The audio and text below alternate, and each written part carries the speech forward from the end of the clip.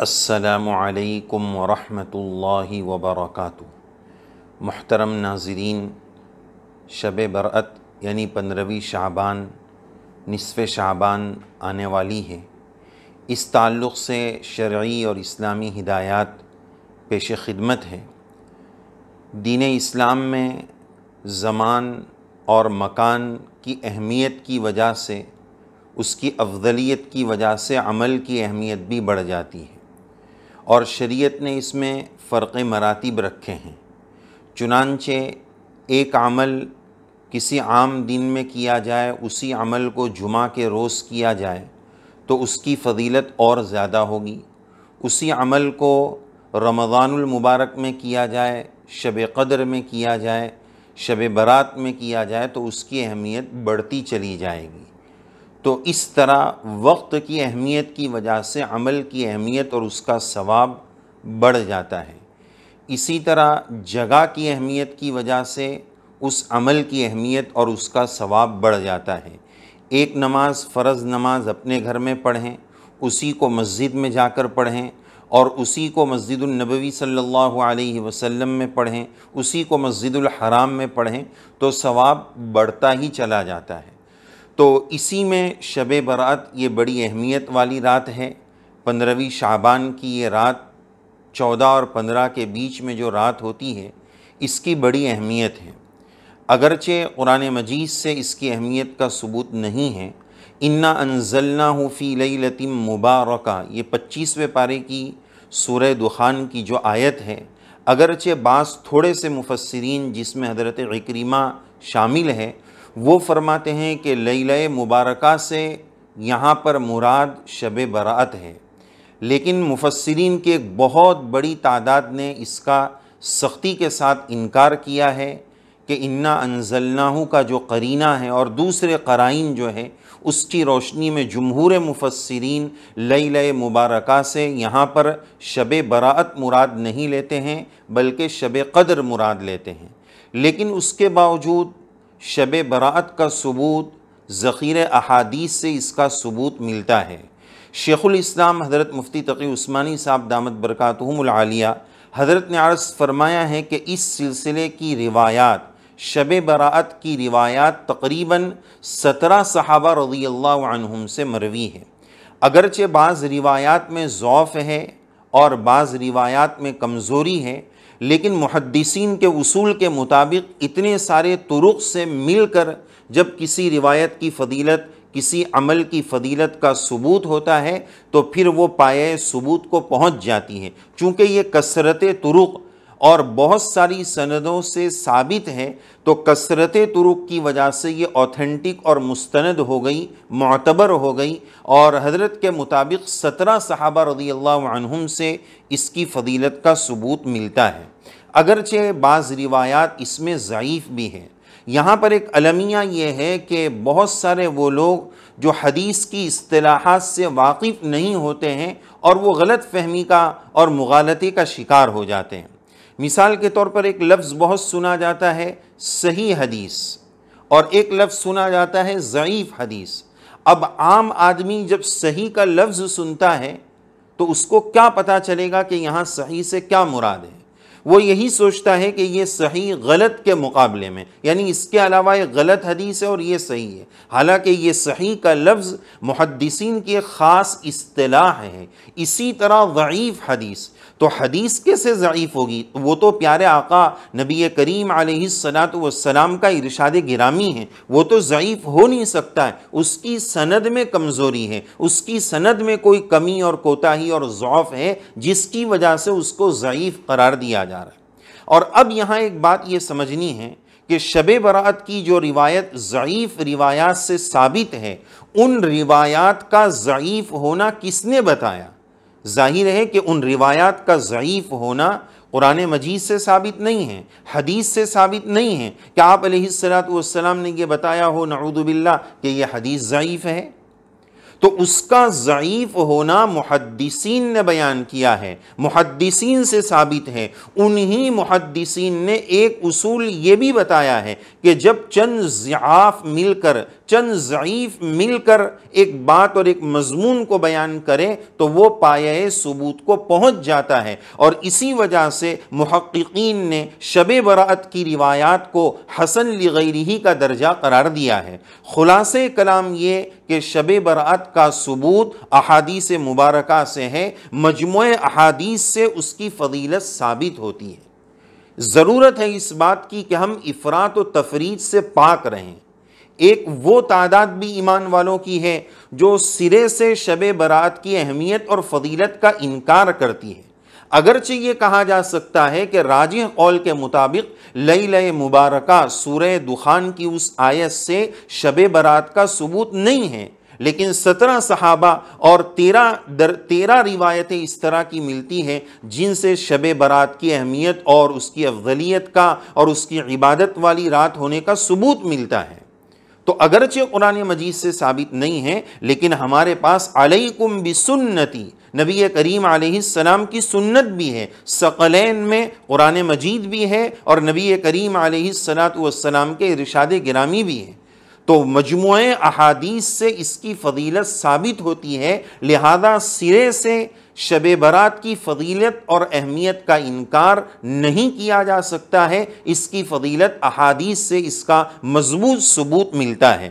چنانچہ اس سلسلے میں مشہور روایت جو سب سے زیادہ مشہور ہے وہ صدیقہ بنت صدیق سیدہ حضرت عائشہ رضی اللہ عنہا کی روایت، جس میں وہ فرماتی ہیں، خلاصہ روایت یہ ہے کہ نبی کریم علیہ السلام کی اس رات نوبہ اور باری ان کے وہاں تھی۔ آپ علیہ السلام گھر سے باہر نکل کر تشریف لے گئے۔ حضرت عائشہ رضی اللہ عنہا پریشان ہو گئی، سرکار کہاں تشریف لے گئے؟ پیچھے پیچھے گئی۔ نبی کریم علیہ السلام بقیع الغرقد قبرستان میں تشریف فرما ہیں، ایصال ثواب فرما رہے ہیں اور واپس تشریف آوری ہو رہی ہے۔ آپ علیہ السلام نے محسوس فرمایا کہ حضرت عائشہ رضی اللہ عنہا یہ سمجھ رہی ہیں کہ آپ کسی اور زوجہ کے گھر تشریف لے گئے ہوں گے۔ نبی کریم علیہ السلام نے اس موقع پر بتایا کہ کیا اللہ کے رسول آپ کے ساتھ ظلم کریں گے؟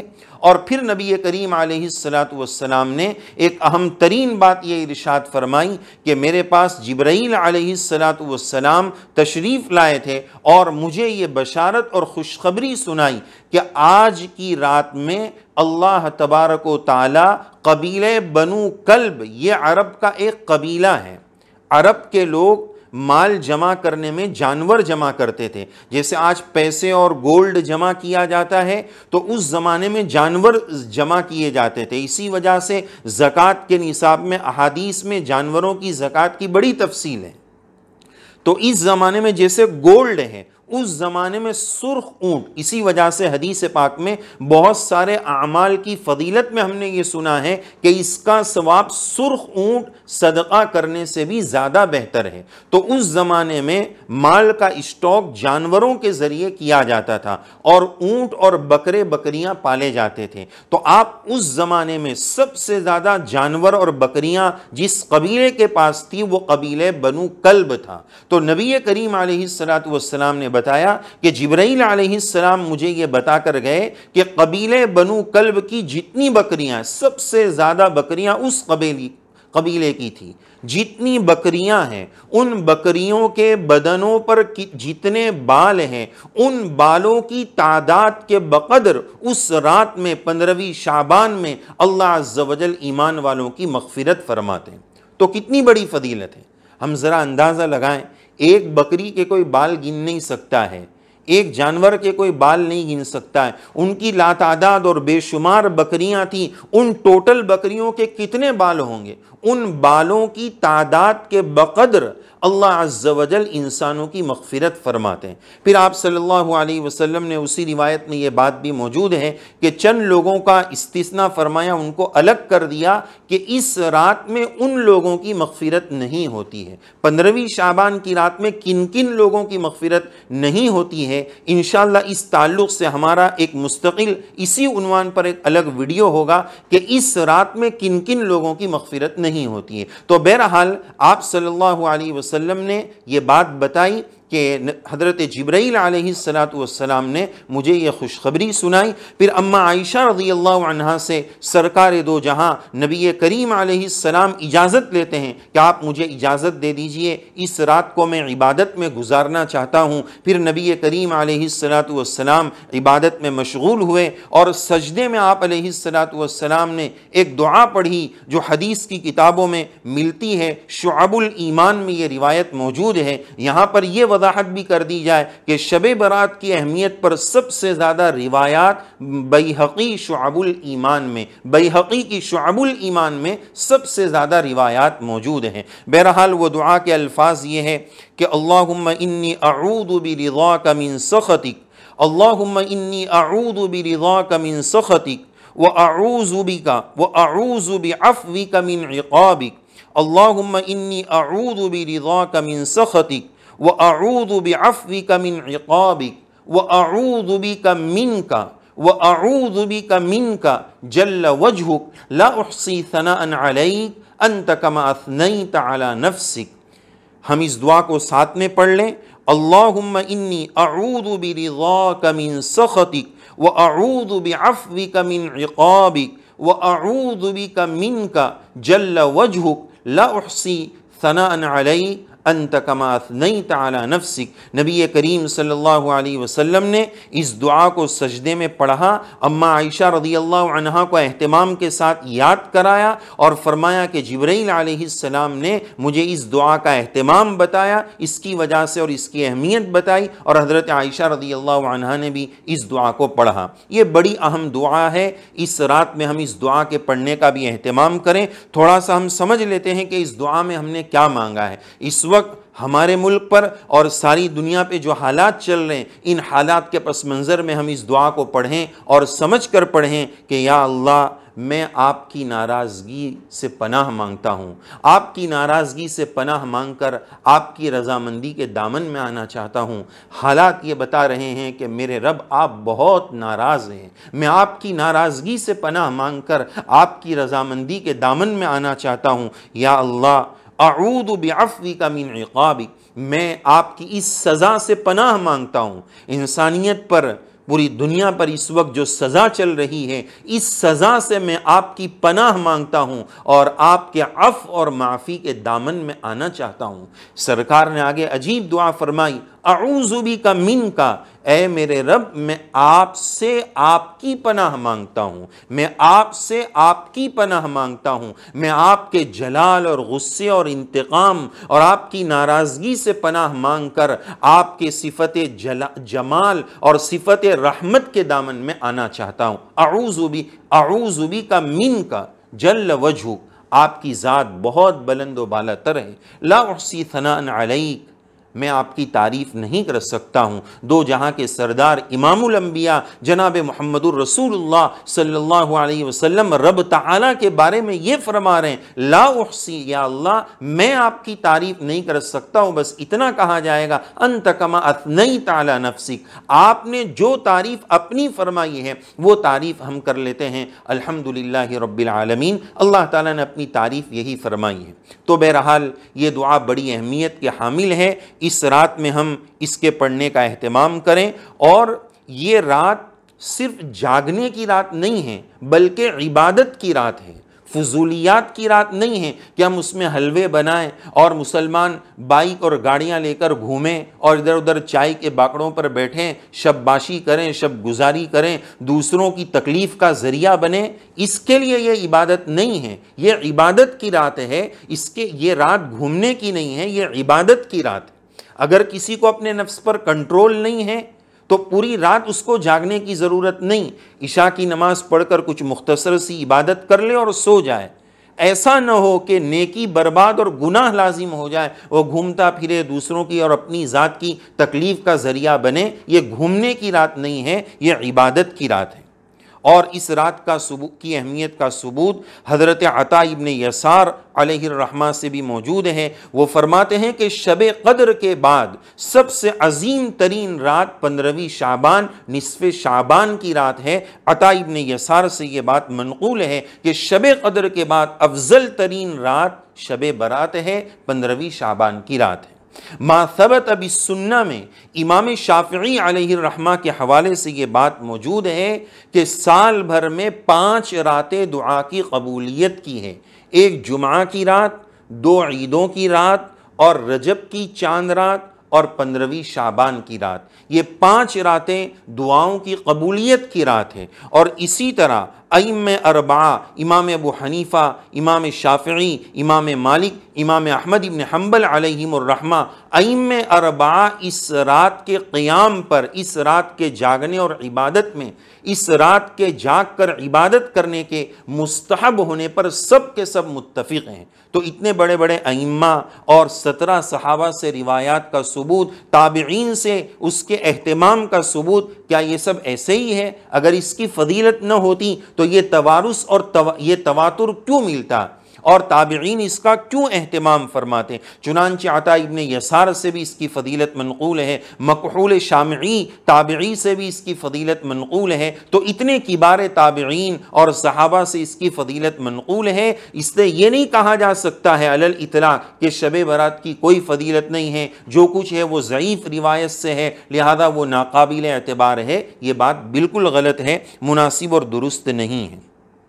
اسی کے ساتھ ساتھ یہ رات، یہ رمضان کی تیاری کا بھی مہینہ ہے۔ ابو بکر بلخی فرماتے ہیں کہ رجب کے مہینے کی مثال ہوا کے مانند ہے، شعبان کے مہینے کی مثال بادل کے مانند ہے، اور رمضان کے مہینے کی مثال بارش کے مانند ہے کہ رحمت کے قطرے آئیں گے، رحمت کی بارش آئے گی اور انشاءاللہ ہمارے سال بھر کے گناہ معاف اور صاف ہوں گے۔ اللہ عز و جل اس رات کی اہمیت کو ہمیں سمجھنے کی توفیق عطا فرمائے۔ اس کو ضائع کرنے، برباد کرنے سے اللہ عز و جل ہماری حفاظت فرمائے۔ اور ایک خاص بات یہ بھی عرض کرنی ہے کہ اس رات کا کوئی مخصوص عمل نہیں ہے۔ یہ بہت اہم بات ہے کہ اس رات کی فضیلت تو ثابت ہے، عبادت کی رات ہے، اور افضل تو یہی ہے کہ اپنے گھر میں رہ کر عبادت کرے، اور خصوصاً اب جب کہ لاک ڈاؤن کا زمانہ ہے، نہ قبرستان میں جانا ہے، نہ مسجدوں میں جانا ہے، نفل عبادت جتنا اپنے گھروں میں کرنا ہے وہی بہتر ہے۔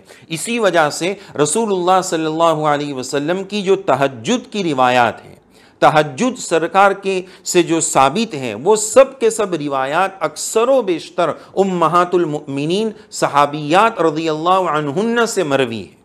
وہ حضرت ابو بکر سے یا صحابہ رضی اللہ عنہم جو باہر والے ہیں ان سے نہیں مروی ہے، ازواج مطہرات سے مروی ہے کہ سرکار ان نمازوں کا اہتمام گھر میں فرماتے تھے۔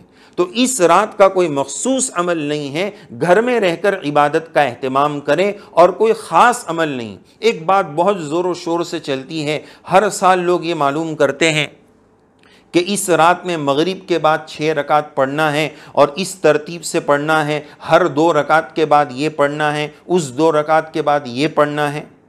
اس طرح کا ثبوت حدیث پاک سے نہیں ہے۔ شریعت میں جو ثابت ہے، جتنا ثابت ہے اتنا ہی مجھے اور ہم کو کرنا ہے۔ اس 6 رکعت کا ثبوت اس رات میں کوئی خاص نہیں ہے۔ ہاں، اوابین کی بڑی فضیلت ہے، جو مغرب کی نماز کے بعد 6 رکعت اوابین کی پڑھی جاتی ہے، سرکار نبی کریم علیہ السلام سے اس کا ثبوت ہے۔ تو اگر کوئی شخص 6 رکعت پڑھنا چاہتا ہے تو اوابین کی نیت سے پڑھے، انشاءاللہ اللہ کی ذات سے امید ہے اس کا ثواب زیادہ ملے گا۔ اس ترتیب پر بھی کوئی پڑھتا ہے تو گناہ کی بات نہیں، لیکن وہ شریعت کا حصہ نہیں ہے، شریعت کا جز نہیں ہے۔ اوابین کی نماز شریعت کا جز ہے۔ خلاصہ کلام یہ کہ ہم اس رات کو عبادت میں گزاریں، اہتمام کے ساتھ عبادت میں اس رات کو گزارنے کی فکر کریں، اپنی ایک ترتیب بنا لیں، مختلف قسم کی انفرادی عبادت کریں، تھوڑا قرآن مجید کی تلاوت ہو جائے، تھوڑی نمازیں ہو جائیں، اور ایک بڑا حصہ دعاؤں کا اہتمام۔ الدعاء مخ العبادہ، دعا تمام عبادتوں کا کریم ہے، تو اس رات میں دعا کا بھی ہم اہتمام کریں، تہجد کی نماز کا بھی اہتمام کریں۔ اس طرح مختلف عبادتوں کے ساتھ یہ رات انشاءاللہ عبادتوں کے ساتھ بھی گزرے گی۔